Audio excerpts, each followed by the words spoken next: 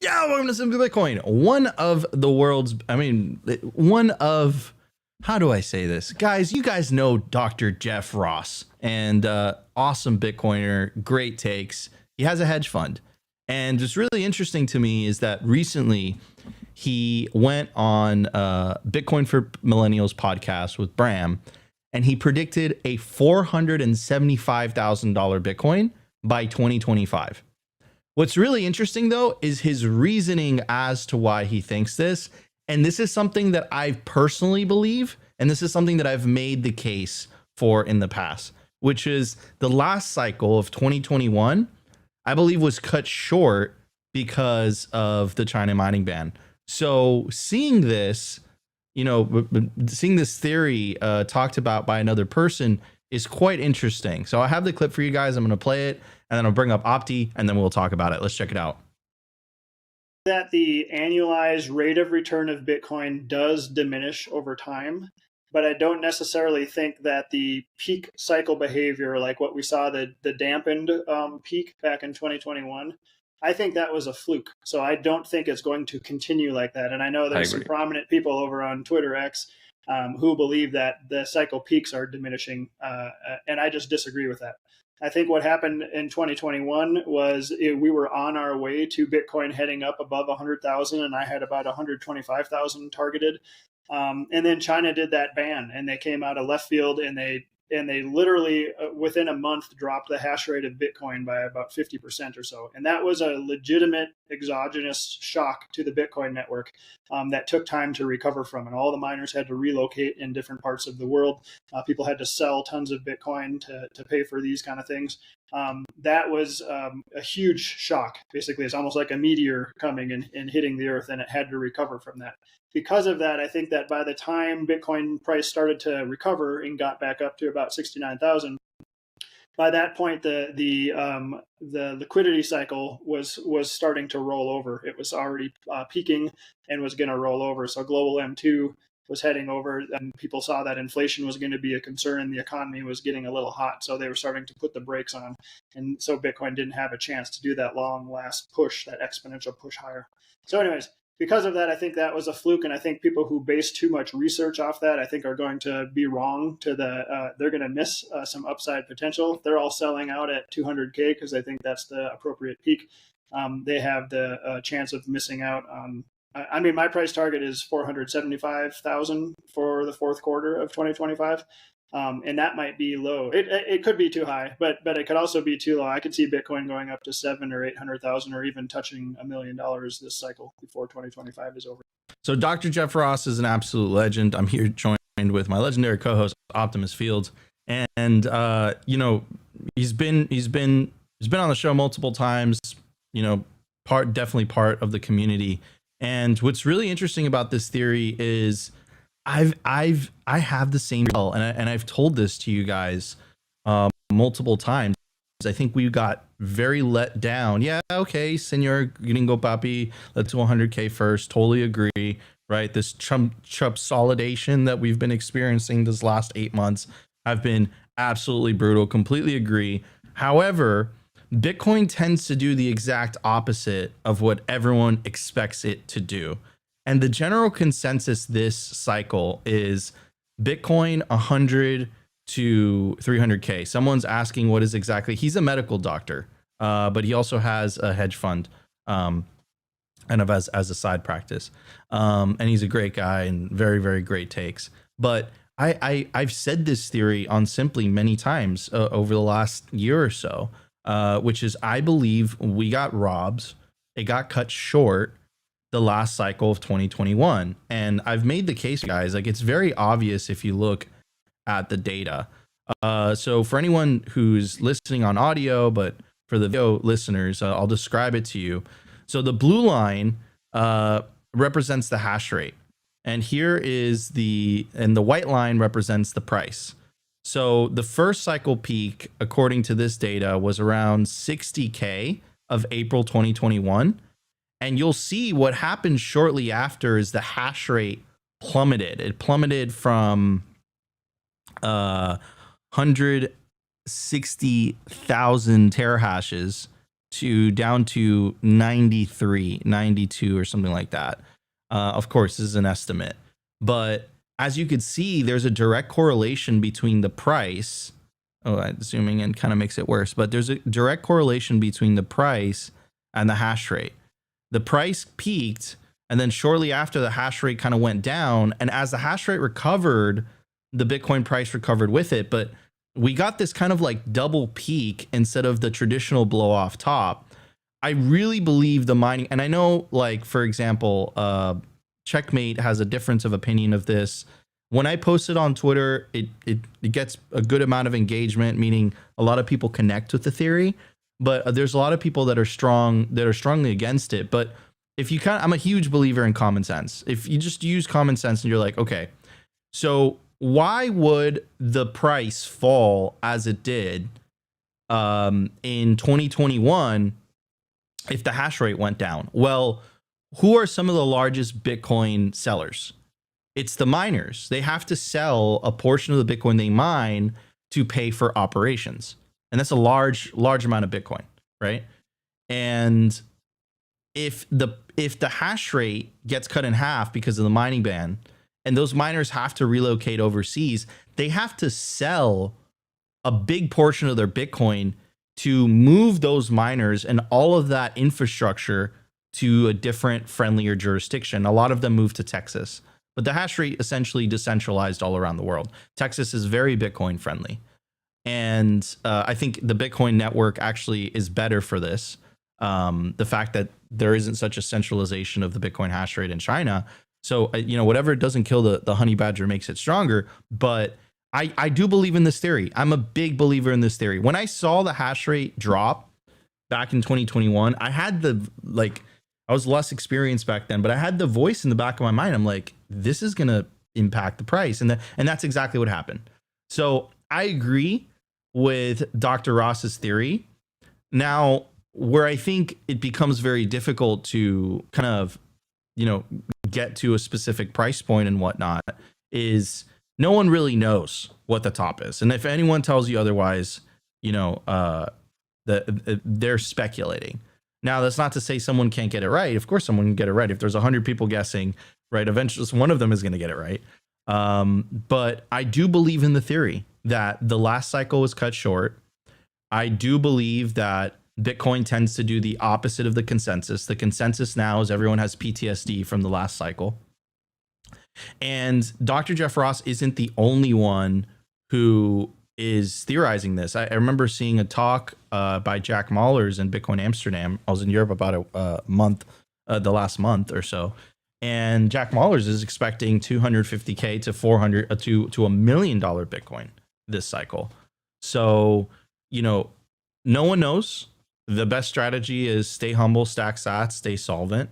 But what I will say is I don't disagree. I don't disagree with the theory of the mining ban, because I do believe that last cycle, back in 2021, we were destined to break 100K. We were destined to break 100K. And then the China ban happened. We have this massive crash. And then we kind of had like this double top. But it took all the momentum out, that initial crash. And again, do you think it's a coincidence that the crash happened right before the hash rate fell off a cliff? And I mean, think about all the sell pressure coming from those miners. And also, if you really want to get a little bit conspiratorial, might as well, because it is Friday. We know how the CCP feels about Bitcoin. And we were told by the regulators in Europe, based on some leaked documents, that they want to attack the price. And we saw, based on the banking reports released by the ECB, that, they're freaking out. Turdemeester wrote a thread about it, which we covered on the show. The ECB was like, we have to pass regulation to suppress the price because central banking can't exist if this Bitcoin thing succeeds. So would you really put it past the Chinese Communist Party to attack the price of Bitcoin to potentially slow down its adoption? I think central banking is absolutely necessary if you have a top-down totalitarian state like the CCP. I mean, the fifth tenet in the Communist Manifesto is making the case for the necessity of a central bank. So can I confirm that? No. Am I speculating? Absolutely. Would I put it past them? Absolutely not. So the good news is I don't think Bitcoin is as prone to that level of attack this year because of the amount of hash rate that's located in the United States. And again, it's decentralized all around the world. So, and if it does happen again, right, because we know how the potential Kamala administration feels about Bitcoin. I mean, that's some signal right there, right? Anyways, Opti, what's your take on all this, brother? Because you know, I don't know if you feel the same way. You've heard me tell you this theory. I don't know how many times, right? I've told you this theory in private. I've told you this theory on the show. What's your take? Well, I mean, you definitely said this theory a lot, and you know you've gotten some pushback on it, but it is very interesting. I mean, when we saw this clip this morning, you were like, "Wait, Dr. Jeff Ross, that's literally my theory. We have the same theory. What's going on here?" You know, I don't know what caused the bear market, the collapse. You know, you could argue that it was the China mining ban.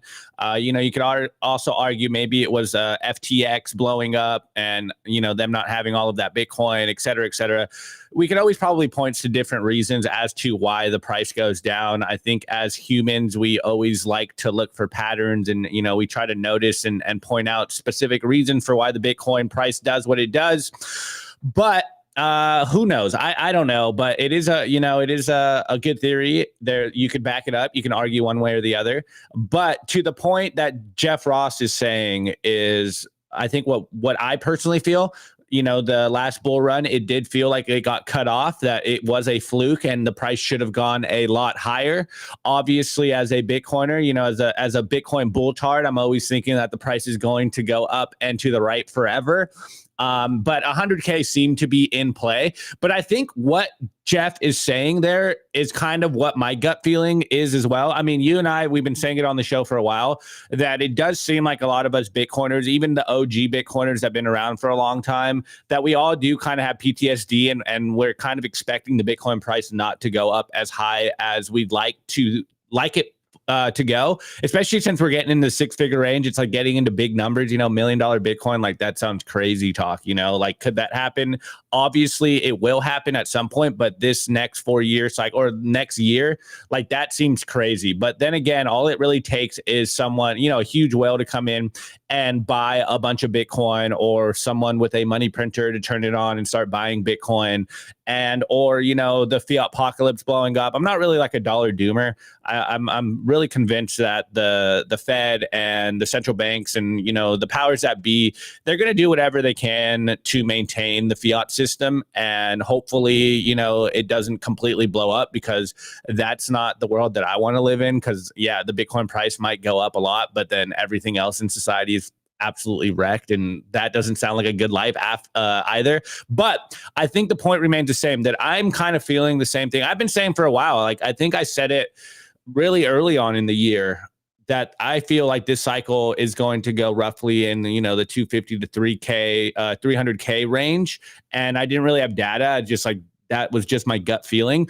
But now I'm kind of feeling like, since we did get cut off on the last bull run, it does feel like this next bull run, it might be an extended bull run. Like it might not be just 1 year, you know, it might not be, you know, historically it should probably dump around like November of next year. To me, it feels like maybe we're going to get an extended bull run. And I know the diminishing returns meme is really strong right now, but it seems like maybe, considering all the new stuff that's playing out and new developments, the bull run might get extended and it might go higher than we know it will. Do I know how high it's going to go? No, we're starting to enter these big numbers, and, you know, it needs a lot more liquidity to make the price go that much higher. But I don't know. Something's just telling me that it's going to run really high this time, and hey, we're here for it, and it's going to be a lot of fun. And everyone in the chat that, you know, has been stacking Bitcoin this whole time is going to feel really good and feel vindicated for a little bit, until we are considered idiots again. So, you know, let's just relish in the moment. Hopefully, the election comes, you know, a couple of days, and that's probably when we're going to start to see a little bit of liftoff. So it should be an interesting end of 2024. Yeah, 100%. 100% agree with you. All right, guys, stay tuned because we have a hell of a show today. We have so many topics to cover. Specifically, the Argentinian central bank set up a Bitcoin mining exhibit, which I find really interesting. We're also going to talk about Michael Saylor's MicroStrategy completely going to the moon. I mean, this stock is on fire. And this is the vindication of the Chad Saylor. So, and then also during the news segment, we're going to continue talking about a topic that we feel very strongly about on Simply Bitcoin, which is, guys, the internet has changed everything. It's disintermediated information. And I think the future is very, very bright, but the Luddites, the establishment has benefited tremendously from co-opting a handful of intermediaries, a handful of information gatekeepers. They're freaking the F out. They were not prepared. Governments were not prepared for mass scale peer-to-peer communications. And why do we talk about this? Well, the front line for the battle for Bitcoin is the battle of free speech. So we're going to talk about that. And again, if you don't think they're okay with you transacting, if you don't think they're okay with you speaking freely, what makes you think they're okay with you transacting freely? Also, we got a special request to talk about a certain topic. Yesterday, I was reached out to by Lyn Ulbricht. Lyn Ulbricht is the mother of Ross Ulbricht, who will potentially be freed if Donald Trump is elected. And she asked Simply Bitcoin to play a video. So we have that video for you guys lined up and ready during the culture segment. So stay tuned. We have a ton of content prep for you guys. If you guys are enjoying the show so far, it really, really helps if you smash that like button. Really tells the algos to push the show forward. All right, everybody, before we jump into, I do want to give a very special shout out to Simply Bitcoin's lead sponsor. Simply Bitcoin would not be possible without our partners. So if you want to support the show, guys, sign up to bitcoinwell.com today. Buy real Bitcoin, enable your independence with the fastest and safest way to buy Bitcoin in Canada and the USA. To get started, you put in your email address. It's a clear 1% spread. It's obviously Bitcoin only, but what makes Bitcoin Well very different is that it's a completely non-custodial platform. What does that mean? That means that when you buy Bitcoin on Bitcoin Well, it goes straight to self-custody. That's right. They don't even allow you to buy Bitcoin on Bitcoin Well and leave it on the platform. So definitely sign up today. And they just announced Bitcoin Well Infinite. It's a Bitcoin OTC desk with infinite opportunity. What does that mean? That means that I will literally walk you through buying Bitcoin on Bitcoin Well. Just email me at nico@bitcoinwell.com, especially if you're interested in buying over $50,000 worth of Bitcoin. I'll be able to answer any questions you might have about buying these larger amounts, and I will guide you through taking self-custody as well. So if you're interested in Bitcoin Well Infinite, send me an email at nico@bitcoinwell.com. And also, when you buy Bitcoin on Bitcoin Well, you earn Bitcoin Well points. And you could redeem those points towards the Bitcoin Wishing Well contest, which we'll do live for you guys right now. Toss a coin into the Wishing Well, and first person to scan the QR code wins 500 sats. If you use promo code SimplyBitcoin to sign up to bitcoinwell.com today, go to bitcoinwell.com/simplybitcoin. You get 3 tosses into the Bitcoin Wishing Well absolutely free. All right, everybody, it's a hell of a show. Strap in. Let's get to numbers. We have lots to talk about.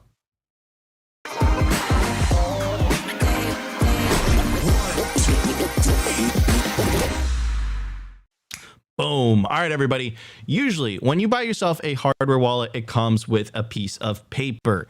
Don't write your generational wealth on paper. Why? Because paper is prone to water damage, fire damage. Your dog could potentially eat it. You want to store your generational wealth on one of the strongest metals on planet Earth. You want to literally proof of work, stamp your seed phrase into a plate of titanium. And the stamp seed kit will allow you to do that in the privacy of your own home. It comes with the titanium plate. It comes with the hammer. It comes with the letter stamping tools. It comes with the anvil. It comes with everything you need. So you can literally letter by letter hammer your seed phrase into a plate of titanium, which is going to survive the test of time. They've put it in a fire pit. They blowtorched it. They put it in salt water, and this thing has survived. Why? Because it's literally titanium. Guys, use promo code SIMPLY. Again, promo code SIMPLY to get 15% off anything on the stampseed.com store. Store your generational wealth properly only with Stampseed. At the time of recording, the Bitcoin price is 69,950 sats per dollar, 1,430. Block height, 868,430. Realized monetary inflation, 1.26%. Market cap, 1.38 trillion. Bitcoin versus gold market cap, 7.23%. Money supply, 19,776,127 BTC. Percentage issued, 94.17%. All right, everybody, this is absolutely great, and I'm sure this has to do with Javier Milei getting getting elected. So Argentina's central bank Bitcoin mining exhibit. How crazy is that? They have like a Bitcoin museum in the Argentinian central bank. This is crazy. Very, very cool. Anyways, I thought you guys would find that interesting, but let's get into the meat of today's numbers. So here is Michael Saylor announcing the so-called, the 21 strategy, where Michael Saylor announced that he's going to be buying up to $40 million of Bitcoin every single day, which is extremely bullish. And let's take a look at how he has how he has been performing compared to everybody else. And let's check it out. So here, Bitcoin makes the magnificent set 8.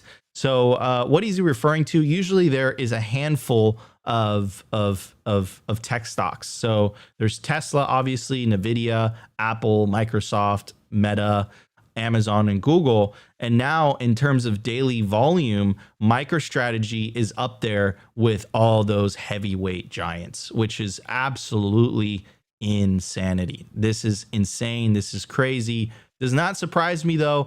We did have a press release by Microsoft asking their shareholders to vote like, hey, wait a second, we're a technology company. MicroStrategy is a technology company, but they've outperformed our stock by 300%. Should we hold Bitcoin? And then, of course, Michael Saylor actually instigated, he actually poked at the Microsoft CEO and calling him out in public on Twitter saying, hey, listen, if you want to provide the next $1 trillion of shareholder value, you got to buy some Bitcoin. Hit me up. I'll show you how. So kudos to the Chad Saylor. And of course, put up or shut up. Here are the numbers. The numbers don't lie. Annualized asset performance chart over 4 years. MicroStrategy is up 101 every single year. This is the annualized asset performance. So 101% since they adopted Bitcoin August 10th, 2020. Bitcoin is up 51%. The tech ones are up 7%. The S&P is up 14%. Real estate is up 10%. Gold is up 7%. And bonds is down 5%. I don't know why anyone would buy bonds, to be honest. But yeah, I mean, Chad Saylor is absolutely crushing it. Guys, I'm telling you, I'm making a call. I'm making a prediction. You guys know Simply Bitcoin is tomorrow's Bitcoin news today, and I'm making it. I'm calling it, Opti. I think that this cycle, we're going to see established big name companies pile into Bitcoin, because once the bull market revs up, Michael Saylor is going to, look, he actually overtook Coinbase. I think he's already in the Fortune 500. It's going to continue to outperform, especially if he continues using the infinite money glitch that he has been using. Like, man, it is game, set, match.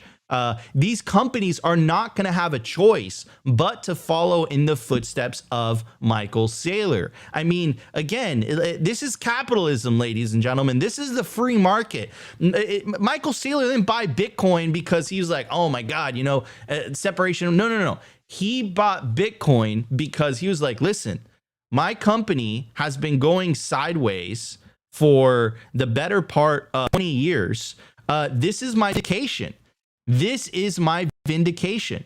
Look, Saylor's company, he had a great .com bubble, performance. It peaked at like $200.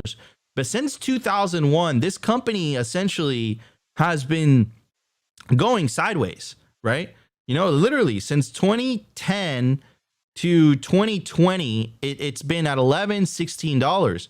When he adopted the Bitcoin strategy, what is this, like a 24-year vindication? Yeah, I mean, the data speaks for itself. His stock was at $11 in 2020. Then when he announced the Bitcoin strategy, it peaked at 96. It came back down during the bear. It went down to $13. And then once the bull started taking off again, it's back at $234. You cannot ignore that if you're an executive. You could ignore that at your own peril. That's what I would say. Personally, Simply Bitcoin as a company, we are on a Bitcoin standard. Great decision. And I would say, look, if you own a company, even as an individual, adopt a Bitcoin strategy. Put a portion of your savings, of your treasury into Bitcoin. Talk to me in 4 years and tell me it's a bad idea. Try it. It's not financial advice. Just try it. Try it. Maybe it's a good idea to get some just in case it catches on. Anyways, Opti, what's your take on all this, brother? Well, I mean, that chart that you just pulled up is absolutely incredible. It looks like Master's about to, or MicroStrategy, sorry, MSTR is about to blow past its .com bubble price, which is just absolutely crazy. Though I can already hear like the normies right now of just like, oh, Bitcoin's a bubble. Look at the MSTR stock price. It's about to get up to the .com bubble price. Like, oh man, it's gonna be, it's history's repeating here. And it's like, no, you just don't understand. It's a new paradigm. I keep butchering Carlos Matos, but we no longer live in the world we once did. Like, this is a new era. But, on the Master MicroStrategy MSTR stock price, like, it's absolutely incredible what it's doing right now. And look, I don't hold any stocks, but like what Michael Saylor is doing it's dude, it's making me want to buy some MSTR, even though like I'm not going to, because I feel like I already, I'm going to buy the top and then it's going to drop, and I'm not going to let go of my Bitcoin to buy MSTR here. But man, the stock price is doing incredible stuff, and all of the stuff that Michael Saylor is announcing for MicroStrategy, it's like, man, could this stock price go even higher? Like, I think that's what everyone's doing. And I've seen a lot of people kind of rotate from Bitcoin into MicroStrategy, which I probably wouldn't recommend for people. But if you do have some fiat in whatever other stocks, then you probably should buy some MSTR. But yeah, he's definitely doing a good job of incentivizing Bitcoiners to sell their Bitcoin to buy some MicroStrategy stock. Like, I mean, that outperformance is crazy, and if it continues doing that, it's leveraged Bitcoin. Like, this is how everyone should take a look at it, right? So if Bitcoin goes up 10%, Saylor stock will go up 20, right? If Bitcoin goes down 10%, Saylor stock will go down, even though it hasn't gone down actually. So maybe I'm wrong there, because people are seeing the future potential of this. But I mean, it's literally a hockey stick up. Kudos to Michael Saylor. I've had the I don't know if I could say that, but yeah, he's a great guy. Say it. No, I don't even know what you're saying. I don't even know what you're saying. But yeah, he's a great guy. Have had the privilege to, I could say this, I've had the privilege to be able to meet with him a couple times, and chat, and it's been great. Really, he's done so much for the movement. But something else to keep in mind, ladies and gentlemen, and I want you guys to really internalize this. There are two things happening right now. Bitcoin as an investment. This is where Michael Saylor is, he's killing it right now, and he's proving it to the traditional financial world. And there is Bitcoin the revolution. This is where Simply Bitcoin, this is what we believe in. Obviously, you know, like Opti and I have been doing this for a while. You benefit from number go up. We're on a Bitcoin standard. Our company's on a Bitcoin standard. So, you know, we obviously benefit from number go up. However, where we are focusing on, and all our partners, all our sponsors, we choose them very diligently. We really wholeheartedly believe in Bitcoin, the revolution, right? And Bitcoin, the revolution is Bitcoin in self-custody. That will make you a sovereign individual, right? So you put Bitcoin into self-custody, you get yourself a node. We recommend the Start 9. There's a promo code down below, 13% off. So you don't have to trust anyone else's copy of the blockchain. You get yourself a hardware wallet. You take back your financial sovereignty. But those two things are happening at the same time. Bitcoin as an investment and Bitcoin the revolution, right? We want the revolution to happen because Opti and I are millennials, right? You know, I just had my first kid. We want a better future for the future generations. And I don't want my daughter to live in a future of central banking. Central banking, inherently, it fuels the war machine. It's modern day slavery. We have to end that. We have to end that. And the way that we do that is more and more individuals reclaiming back their financial sovereignty by taking Bitcoin into self-custody. Anyways, ladies and gentlemen, stay tuned for the news. We have lots to talk about today. It's going to be a great show. If you guys have been enjoying it so far, make sure to smash that like button. Really, really helps with the YouTube algos. All right, everybody, we'll be right back. Very special shout out to our sponsor, Compass Mining. They make Bitcoin mining accessible to everyone, from beginners to experienced investors. Their turnkey miners gets you online and hashing within 48 hours, making it easier than ever to start your mining journey.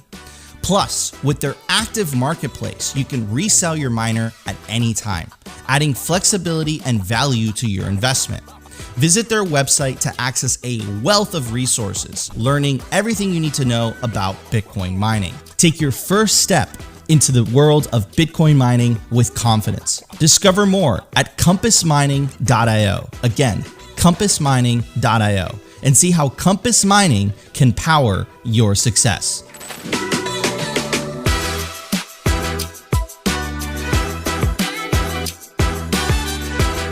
I want to give a shout out to our sponsor, Foundation. It's self-custody done right. They built a premium grade hardware wallet called Passport right here in the US, and it integrates seamlessly with their free app called Envoy. Passport is fully open source and verifiable. It's the most intuitive Bitcoin wallet design with the UX reminiscent of a classic feature phone, so you'll know how to navigate it and use it the moment you pick it up. It's also air-gapped, meaning Bitcoin stays offline, never touching an internet connection. It's Bitcoin only, open source verifiable, air-gap security model, gorgeous design craft, premium grade materials. Get your Bitcoin off exchanges and into your own hands in just a few minutes with Passport at foundation.xyz/simply. Get peace of mind for your piece of Bitcoin. All right, everybody, it's time for you to take self-custody of your Bitcoin, and that's exactly what I'm going to talk about right now. Opti is modeling the Passport by Foundation devices. Again, guys, this does not sacrifice security for convenience. This makes it easy for you to send and store cold storage Bitcoin. It's completely air-gapped. It's easy to use. This is the perfect gift to someone who perhaps is a little bit intimidated by taking self-custody. The Passport makes it incredibly easy to do so. It's made by Foundation Devices, and if you use promo code SIMPLY, you'll get a discount when you buy it. Guys, not your keys, not your cheese. It's time to regain your financial sovereignty. Get yourself a Passport devices. All right, everybody. So let's talk about this. This is a topic that me and Opti have been, bro, we absolutely effing nailed this topic. And we called it. And we've been telling you guys that what we're living through as the human race, as a species, is the disintermediation of information and the disintermediation of money. Before, the way that information worked is that there was a handful of legacy media outlets whether those were newspapers or legacy media TV. And because there was a handful, it was very easy for them to be co-opted either by special interest or by politics. But what happens is when there's millions of people, I mean, millions of people talking peer to peer on a massive scale, how do you co-opt Joe Rogan? He doesn't need, dude's paid, right? And he knows fundamentally, because this is the beauty of the internet. Guys, it takes a long time to build up your reputation, a very long time. It takes 30 seconds to lose that reputation. And once you lose that reputation, good luck. Because those people that are tuning into you for news or for content, they're just going to get up and go tune into somebody else. That's what's going to happen. So anyways, here's Elon Musk. Elon Musk has been, he's been rallying for this upcoming election, which we'll talk a little bit more about during the culture segment. And he had something to say about the legacy media. Let's check it out. I mean, I do think like that old school journalism. I call it legacy media because it is kind of legacy media, because it is from a time when, in order to learn any news, you had to aggregate the news to some central publication, and then some editor would decide what people should hear, and then they'd print the newspaper with like a lot of paper, literally, and then distribute that paper, and that's how you learn things. But you obviously don't need that anymore. You've got the internet, so anyone can learn anything at any time. Yeah, that's why X is the future. It's citizen journalism, where you hear from the people, it's by the people, for the people. That's what it's all about.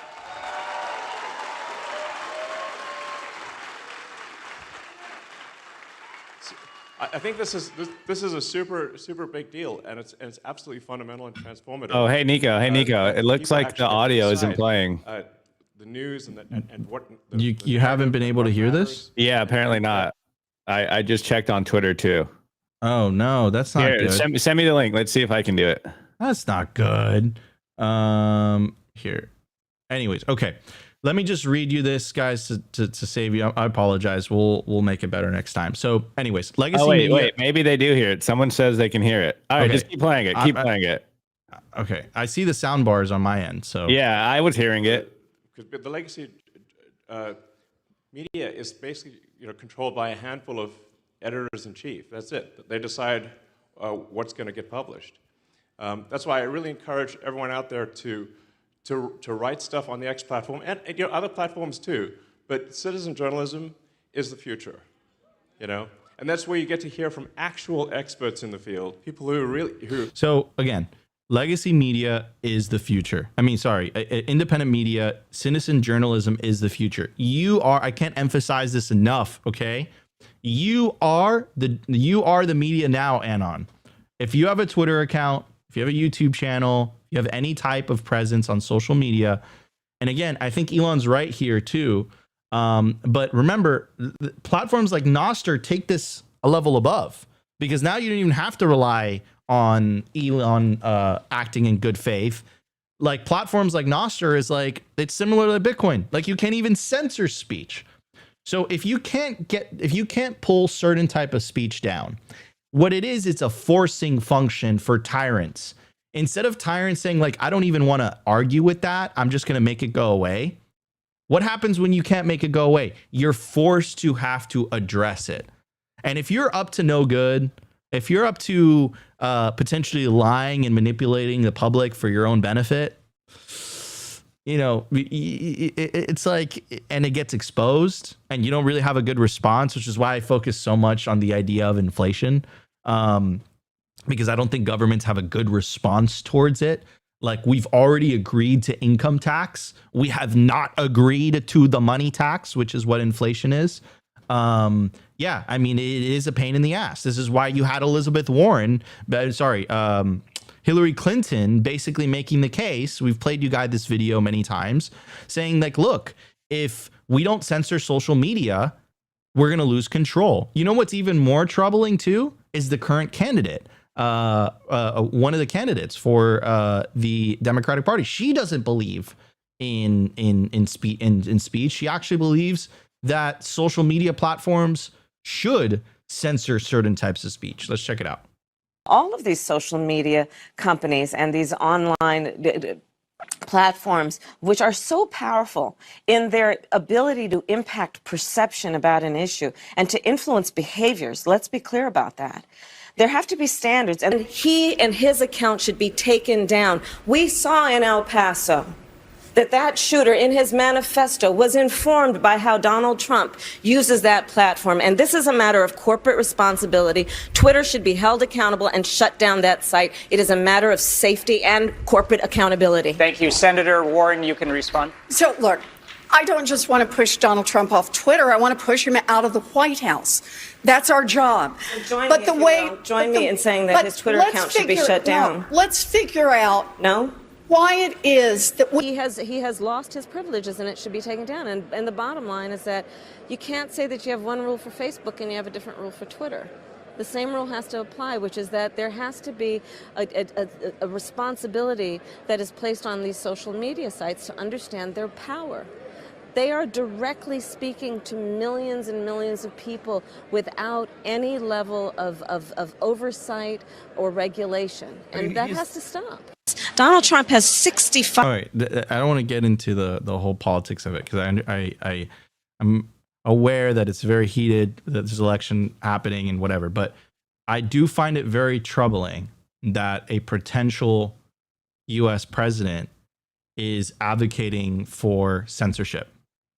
And I do want to talk about the First Amendment. The reason that it's written, and I'm going to quote it says, Congress shall make no law respecting an establishment of religion or prohibiting the free exercise thereof or abridging the freedom of speech or the press or the right of the people to peacefully assemble and to petition the government for redress of grievances. Now, here's the thing. Is that perfect? No. Is free speech perfect? No. Is the way that Bitcoin operates perfect? No, it's not perfect. The reason it's not perfect is because with Bitcoin, you have to get away. You have to get comfortable with even your worst enemies using Bitcoin, and you can't censor them. With Nostr, same thing. You have to be okay with everyone using Nostr, and you can't deplatform them. You can't censor them. And the First Amendment, the founding fathers in the United States had the wisdom to come to the understanding, and they realized this isn't perfect. However, if we give government the power to get to dictate what is the truth and what is not the truth, that will lead to tyranny. And if the last 4 years or so, I don't want to get into specifics, it's not a political show, but if the last 4 years have shown you anything about certain types of articles or certain types of people being censored, and then after the fact, it turns out that they were right, it should tell you everything you need to know about what happens when the government gets into the business of dictating what is information, what is not misinformation. I can't bring this up because this is money related. Do you remember when they printed a ridiculous amount of money and the Bitcoiners called it out? Do you remember what they said about us? They said that Bitcoiners are propagating misinformation because there's going to be no inflation. A year later, there was a record amount of inflation. How did we know? Because they debased the currency. But they were saying that that was misinformation. So we shouldn't live in a world where what the government says is the truth and you can't question it. That's a very slippery slope. History has shown that. I want to live in a world that perhaps it's a little bit messy. Perhaps it's not perfect.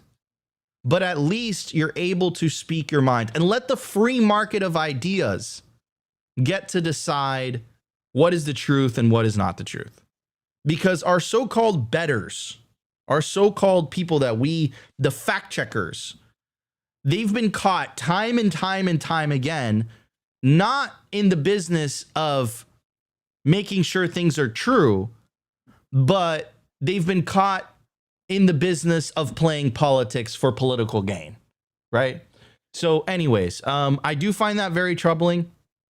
And again, you know, ever since Elon has taken over Twitter, like always pay attention to when the flak is over the flak is heaviest over the target, right? So a collection of the negative headlines from the Trump X Elon spaces, right? And here's every legacy media platform just absolutely, you know, shitting on the spaces that Trump and Elon had that broke record numbers.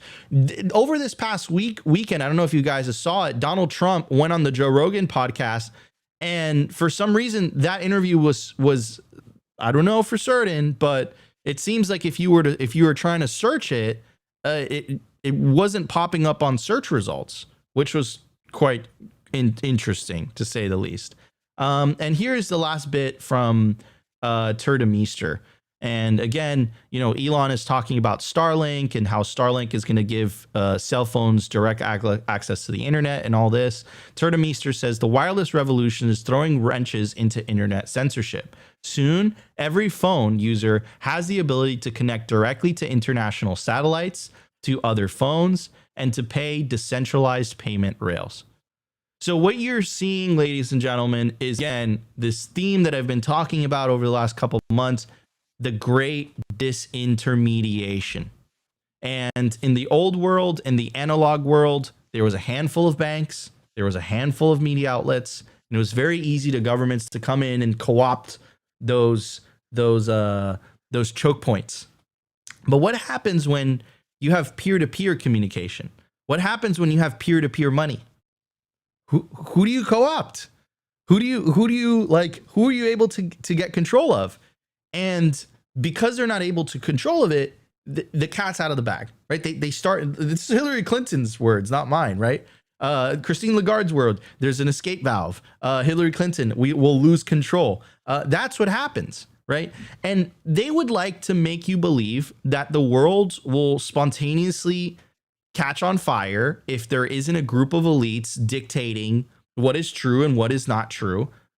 I would say the 20th century is an example of that catastrophe of a bureaucratic elite getting to dictate the terms. I think it's time for this very, very strong power to be given back to the people so that information is by the people for the people, so that money is by the people for the people. I think the era of the nation state dictating information and dictating money is coming to an end. And I think the world is going to be a much, much better place for that. And don't let them even try to gaslight you into thinking otherwise. We gave them 100 years. They gave us 2 world wars, 1 recession, and 1 depression. Okay, it's time to try something new. And so far, the results have been great. Now, all that being said, I think there's going to be unintended consequences. I just don't know what they are yet. But as a millennial who's been screwed over by the 2008 financial crisis, you know what? I'm sorry. I just don't believe you guys anymore. I don't believe you guys anymore. And it's time to try something new. Opti, what's your take on all this, brother? Well, my first thought is kind of a troll, and I've been trolling it for a while. Ever since I've seen this attack on free speech, the attack on Musk and freeing the bird, you know, quote unquote. We've seen a huge trend towards this idea that, you know, we need to protect people from misinformation. You know, like, you're not an adult and you don't have a brain and you can't parse through information. Remember what they said, like, don't do your own research. Like, that's bad. That makes you an extremist. They've been calling us all kinds of different names because we just don't trust the media anymore. And like I was saying, you know, I've been trolling on Twitter for a while. It's like, make yellow journalism great again. I think few people understand how the past has been. It's only relatively recently as well. Hold on. What? No, hold on, Nico. I don't know what you're chatting about, but let me see. It's only relatively recently that we haven't had like a huge yellow journalism wing out there.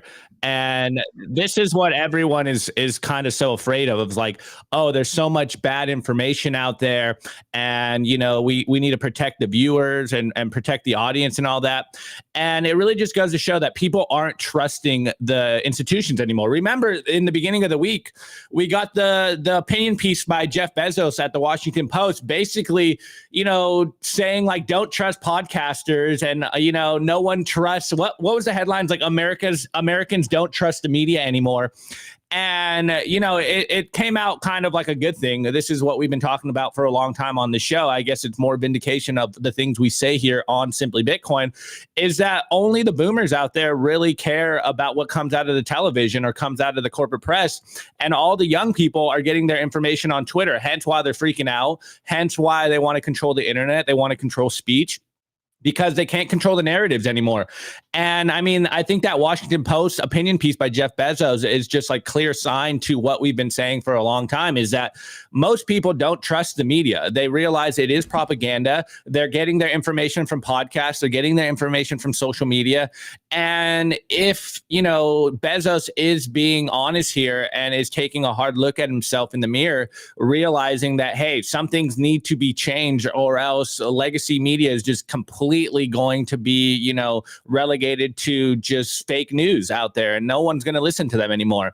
And obviously there's trade-offs here. It's not all good, but again, kind of trolling, like, I do think there will be a lot more misinformation, quote unquote. Yellow journalism is a thing. There's going to be a lot of satire, and people aren't going to be able to realize what is going on. But that's what happens when you get a lot of free speech. And then it's up to us to obviously have critical thinking and look at the information and make decisions for ourselves. But I think that on a long enough time frame, or even on a short time frame, this is all good. I think humans should be able to communicate more. And I think it's good that the media is being decentralized and they can't peddle their narratives and, basically dupe society. This is a good thing. This is a good development. But hey, there's obviously going to be some rocky moments, and it is what it is. That's the beauty of free speech here. Of course, it's because they would like to make the argument that it's dangerous and it's whatever. Look, I would say I concede the fact that yes, it is messy. The thing is, like, if you contrast both of them, right? If the so-called gatekeepers are betters, the people that are in charge of the fact checking and whatever, if they had a good track record of being accurate, it'd be one thing. If they were apolitical, it'd be one thing as well. But history has shown that they've been anything but those things. But they stand on their high horse and they say, you know what? We are the fact. It's like, no, you're not, bro. You're not even being honest. So if you're not being honest, I would rather have free speech. I would rather have free speech in any situation, So anyways, guys, stay tuned because we have a lot to talk about today. We got contacted by Lyn Ulbricht, the mother of Ross Ulbricht, and she had a special request for us. So we're going to try to play that video on the show. Let's get to the culture. Here we go.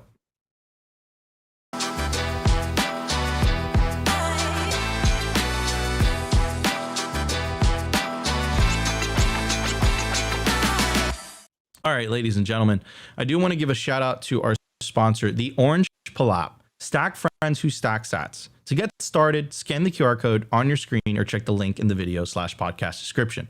The Orange Palap is the #1 resource for Bitcoiners who are trying to connect with one another. So for example, if you're traveling for a conference, or if you're in a new city, or perhaps you've lived in your city for a while and you don't know any Bitcoiners around you, the Orange Palap is your app. This is the app that you want to use. For example, you pull up the Orange Palap and it has a really clever geographical feature that will show you the Bitcoiners that are near you. And it will give you the ability to send them a DM and connect with them directly.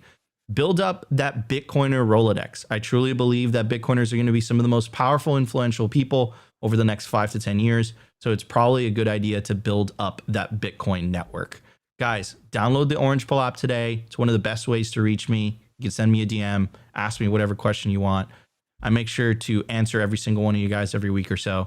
So download the Orange Palap today. Stack friends who stack sats. All right, everybody. So let's talk about this. And okay, so let me give a little bit of context. And I saw also that the video that she sent me was pulled down from YouTube. So Opti, you should probably watch it in the back end to see if it's kosher. I watched it. It's good. Yeah, it's minor. Okay, awesome. Yeah. So Lyn Ulbricht reached out to me yesterday. Lyn is Ross Ulbricht's mom. Ross has been in prison for over a decade, and he's in a supermax prison, meaning a prison that they put you with like terrorists and and all these horrible people that have committed all these crimes. And I don't think that it was fair that Ross got 2 life sentences for what he did. That was completely unreasonable. I think the judge was trying to make an example out of him. And I think that the judge was trying to scare people out of this newfound freedom that the internet has given individuals. And this perfectly aligns with what we were just talking about in terms of free of speech and all that. Listen, the way that you guys should see it is the modern nation state, and this is a passage from Sovereign Individual, sees us as tax cattle, right? They see us as their playthings, essentially. And information technologies, the internet, Bitcoin, has moved the balance of power from the state, and it's moving it back into the hands of the individual. The Overton window is shifting. Trump said the other day that he's open to removing the income tax altogether. He's open to removing the tax on Bitcoin altogether. Now, if you compare to what the central banks are saying, they're saying like, if this Bitcoin thing succeeds, we won't be able to keep control of society. So again, it all relates. And it reminds me of this, of something that Jeff Booth says, which is like, look, like in a system of theft, that said system requires coercion. You can't get people to willingly go along using a system that forces you to use a money that is designed to steal from you, to steal your purchasing power. That's what inflation fundamentally is. And on top of that, there's the income tax, which is law, right? It's law. You have to do it. But the income tax was sold to us back in 1913, which coincidentally was the same year that the Federal Reserve was established, right? All coincidences. And it was sold to bring stability to markets. The worst depression in American history, in world history, happened under the Federal Reserve. The worst world wars happened under the Federal Reserve. You can make a very strong argument. You can't have a world war without the government's ability to just print money. You can't have it. The government will run out of money. This whole thing, it changes on its head, right? So what you're really seeing is a fight between the old system, a system of control, a system of usury, a system of endless wars, a system of pessimism and nihilism, versus a system of opportunity, peace, prosperity, hope. Why is it that the first country that made Bitcoin legal tender was attacked? Why is it that Elon Musk, when he freed, he bought Twitter, why is it that now he's being attacked left and right? Why is it that when Javier Milei was elected, he was attacked left and right? Why is this happening? Why is it that the first president that is pro-Bitcoin, introducing the idea of ending the federal income tax, the first president that didn't go to war in a very long time, why was he the one that was almost assassinated twice? So again, if you see these data points on their own, they don't really mean anything. But if you start connecting the dots and putting all these things together, you realize that the attacks only go one way. And the attacks are always framed with the goal of saying, you know what, trust the established media sources, those same media sources that sold us on some very interesting things, to say the least, over the last 4 years. And how come those attacks don't go in the other direction? They're always in one direction. So anyways, I wanted to give a little bit of context, because what Ross is Ross is a martyr for our movement. Ross was a victim of this machine that I just described to you. The unelected bureaucracy, some call it the administrative state, the deep state.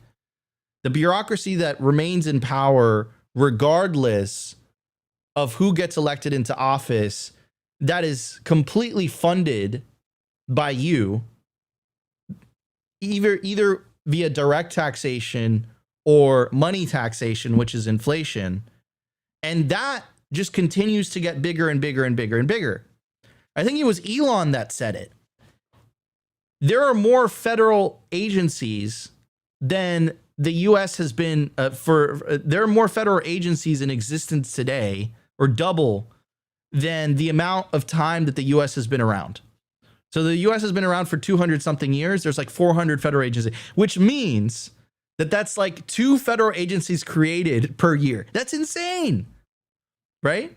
So again, how is this all possible? Because this is possible via fiat. This is possible because they control the money printer. But again, it affects you because it raises the cost of living. As government gets bigger, because it does not produce anything, it needs to be more and more and more coercive in order to justify its existence. And then that translates into tyranny. So Edward Snowden, Julian Assange, and Ross, all those 3 need to be freed. Julian Assange was freed. Ross is on the verge of being freed, depending on who gets elected into office. And Edward Snowden, we're working on that. But these 3 individuals are martyrs. These 3 individuals represent, when it came to Edward Snowden, his crime was essentially exposing that same government agencies that I described to you were actually spying on American citizens, which again against the 4th Amendment. Julian Assange, he released, amongst other things, but he released a video of a gunship in Iraq mowing down innocent civilians. I mean, to be fair, they thought that they had weapons. In reality, it was a camera, and they were journalists. And of course, Ross built an open marketplace in the dark web, in the hopes of being able to remove the friction of, wanting to buy certain goods. And I'm not and I'm not trying to make the case that's totally, kosher and whatnot. Like, the law is the law. Like, it is what it is. You might disagree with it, but it is what it is. But did he deserve 2 life sentences? No. They made an example out of him. And that's the injustice. That's the injustice. And they did it because they wanted to go after our industry, like they've been going after our industry for the last 3.5 years. And now we have an opportunity to change it up. We have an opportunity to change it. How do we have that opportunity? We have that opportunity because this Tuesday, if you live in the United States, you have a choice between a candidate that is going to be pro-Bitcoin, anti-CBDC, and has promised to free Ross day 1. He tweeted this out yesterday. Hashtag free Ross day 1 came from Donald Trump's Twitter account.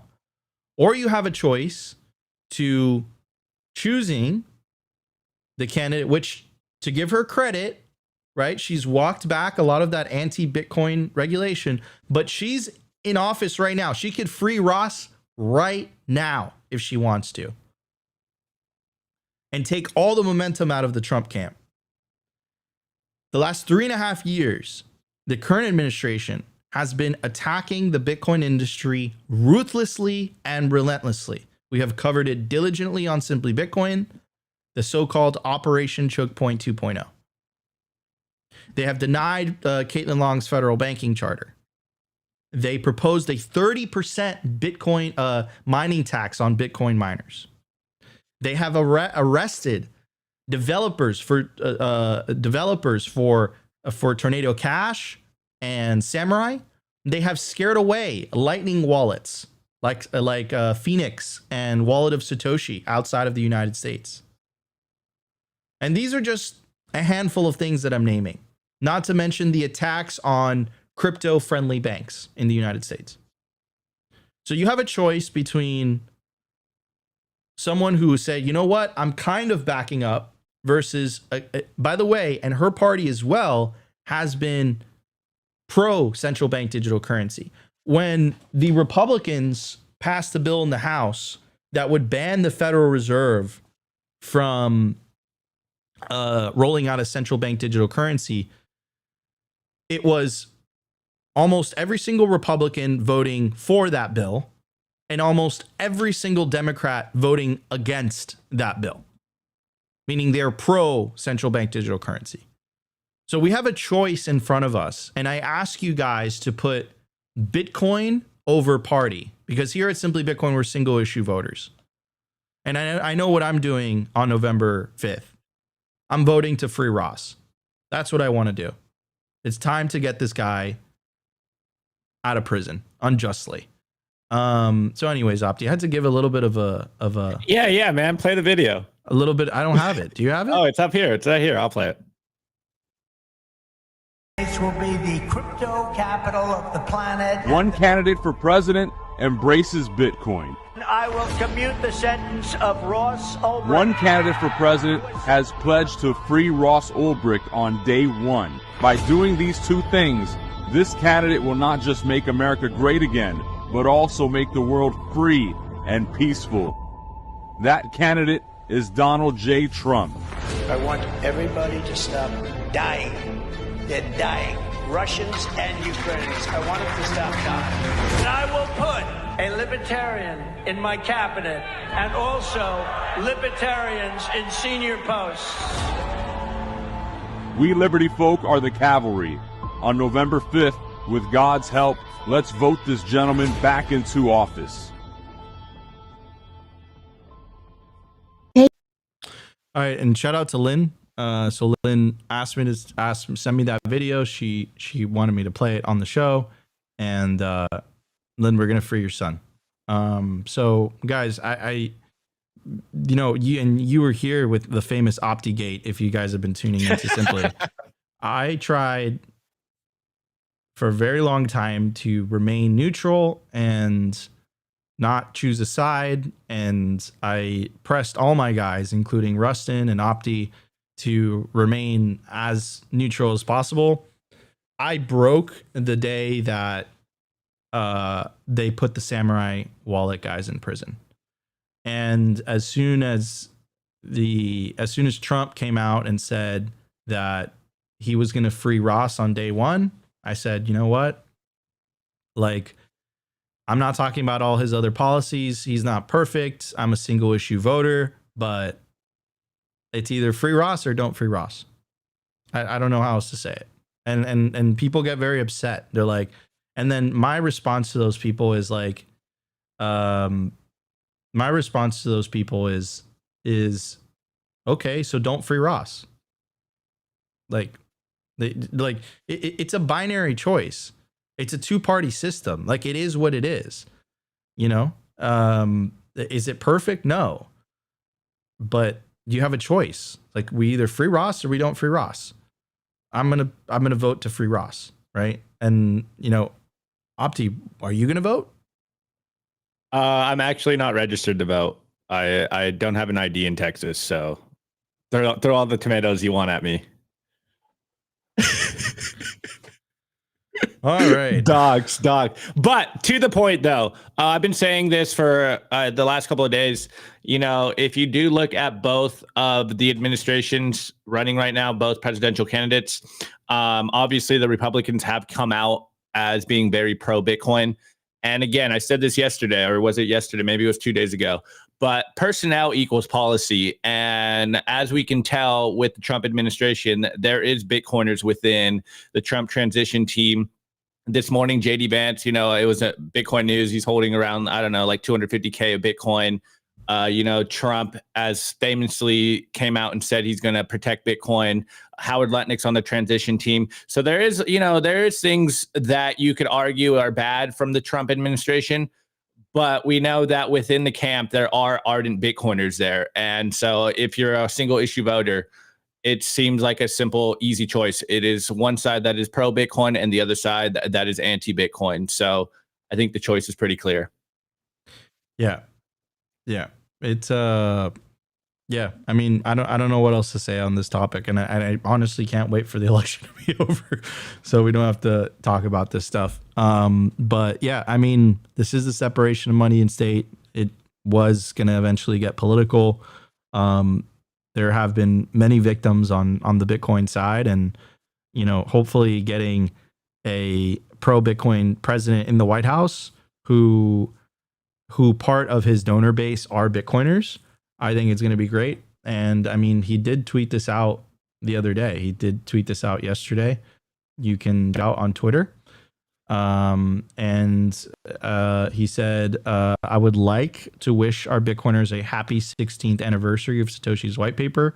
We will end Kamala's war on crypto, and Bitcoin will be made in the USA. Vote Trump, hashtag Bitcoin, hashtag free Ross day one. Is it pandering? Absolutely. But that's what politicians do. They pander, especially if their donor base is Bitcoiners, right? That's kind of how it works. So anyways, guys, love you. Hope you guys have an amazing weekend. And, this next week is going to get gnarly. I'm calling it right now. But for the first time in Bitcoin's history, this outcome will have an impact on Bitcoin regulation in the United States. And again, this isn't just me saying this. We had the CEO and chairman of Hive, a publicly traded Bitcoin mining company, and he said it himself, right? So it's the reality, guys. And I know that you might not like it. I know that it might be messy and blah, blah, blah. But our job is to report the news and keep you guys up to date. And it is what it is. Anyways, guys, if you guys enjoyed the show and you made it this far, make sure to smash that like button. Consider subscribing if you feel like we provided you value. But the number one thing you can do to help push the peaceful Bitcoin revolution forward is share this content. In fact, share all Bitcoin content. Get the message out there. Smash the like button. Smash the like button. If you're watching us on Rumble, on X, on YouTube, the platform of your choice. We love you all. We wouldn't be here without you guys. If you guys want to support us, check out our partners. Check out the Passport by Foundation Devices. Check out Bitcoin Well. Check out the Stamp Seed. It really, really helps us. All right, everybody. Love you all. Have an amazing weekend. Go touch grass. Go outside. Eat some steak. Be in the sun. And we will see you on Monday for what I anticipate is going to be a gnarly week. Love you all. Take care, everybody. Peace out. Is brought to you by BitcoinWell.com, a Bitcoin-only platform on a mission to enable financial independence.